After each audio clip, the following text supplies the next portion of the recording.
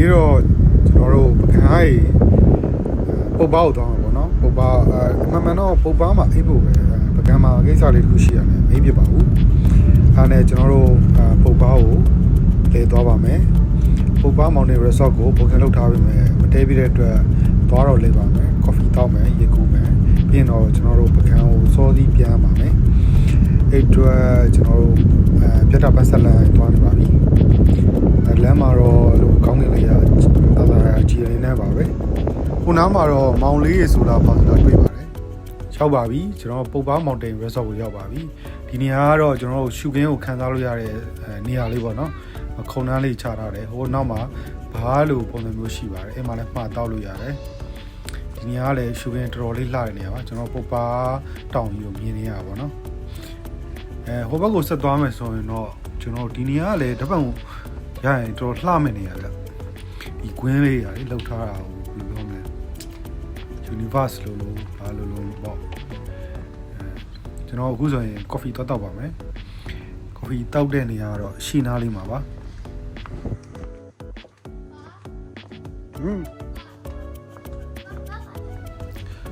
ဟိုချမ်းနေရတော့ကျွန်တော်တို့ hotel kitchen တို့အဆောင်တွေပေါ့နော်တခြားအဆောင်တွေပေါ့ဒီဘက်ကတော့ကျွန်တော်တို့ hotel တဲမဲ့ဆိုရင် dinner တို့breakfast တို့အကုန်စားလို့ရတဲ့နေရာဒီမှာ buffet နဲ့ကျွေးပါတယ်ကျွန်တော်တို့မတဲပြလိုက်အတွက်ဒီမှာတော့ coffee ရအောင်တော့လာတောက်ပါတယ်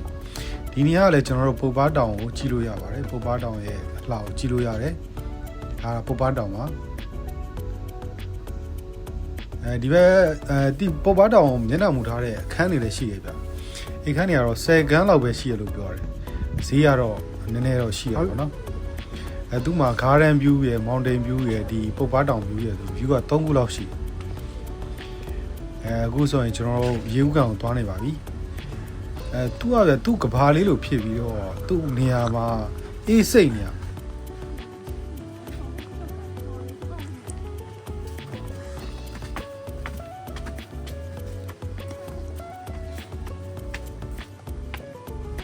ကျွန်တော်ကတော့အပင်လေးကြိုက်တဲ့လူမို့လို့တော့မသိဘူးဒီနေရာတော်တော်လေးကြိုက်တယ်ဒီနေရာမှာဟိုတဘာဝပင်တွေပေါ့နော်အများကြီးရှိတယ်ပြီးရင်ဟိုးပဲတောင်းနေမှာဆိုကြားလက်ဝါးတို့ပေါ့တစ်ပင်မှာကပ်ပြီးတော့ပေါက်အကြီးတွေကြာတော်တော်မှအကြီးတွေရိုက်တော့မရိုက်လာမိခဲ့လိုက်အခုကျွန်တော်ညာခွေရင်တော့ဟိုပါပေါ့နော်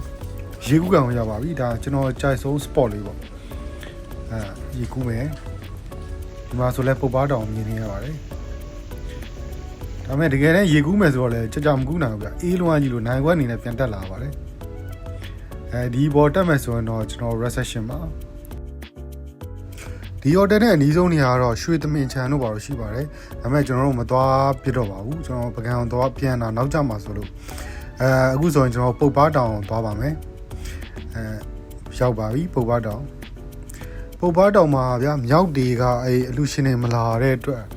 နောက်တွေကလမ်းမှာလဲတွေ့တယ်ပုတ်ပါတောင်ပေါ်ကအောက်ကိုဆင်းလာကြတယ်ပေါ့နော်အစာရီလာရှာကြတယ်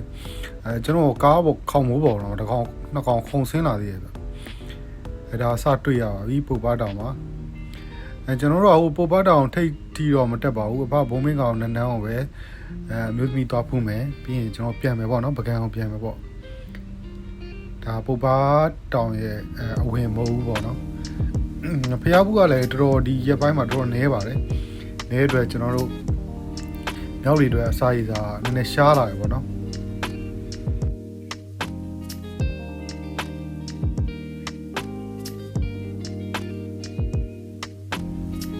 ဟိုမှာတော့ကျွန်တော်တွေ့ပါပြီမျိုးတွေတွေ့ပါပြီဟုတ်ကဲ့ဒီလောက်ပါပဲ